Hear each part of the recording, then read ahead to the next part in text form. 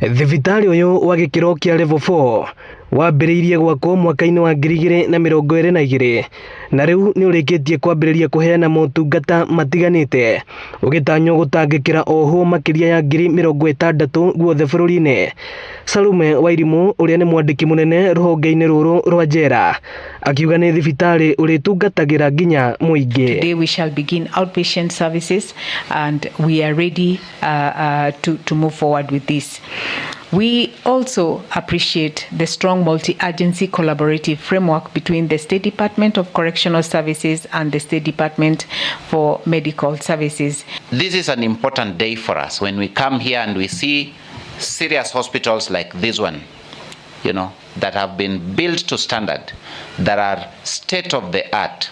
We want to extract that value, and extracting that value means service delivery. And therefore, this operationalization, as much as it is a directive of His Excellency the President, it's also something that we take pride. Mwena-inĩ wake mwandĩki mũnene ministry-inĩ ya ũgima wa mwĩrĩ Ouma Oluga akiuga thirikari nĩ ĩgũthiĩ na mbere na kũigithia harĩ macini iria cirabatarĩka thibitarĩ-inĩ ũyũ. Those kind of problems are going to be sorted by this facility, because we have dialysis here, we have theaters here, we have ICU here, we have HDU here, we have maternity here. There's nothing that we don't have in this facility, and we want to thank you for being also forward-looking that we operationalize this facility to fulfill the needs of more than 30,000 officers who are also working within the prisons. For many years, the Kenya Prison Service has faced challenges in providing specialized and referral health care services.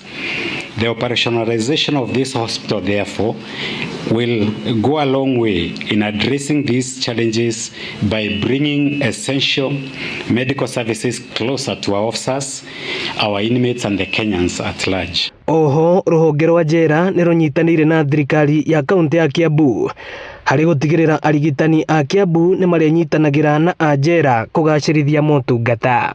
Plans are underway and they are actually ongoing to formalize an MOU with the Kiambu County government to facilitate deployment and support of specialist medical personnel to the facilities, as well as discussions are also ongoing with Kenyatta University Teaching and Referral and Research Hospital with regard to interim utilization of their morgue facilities. Ino ni ceceni ya Inoro TV Ruiru, na niĩ njĩtagwo Moses Ngigĩ.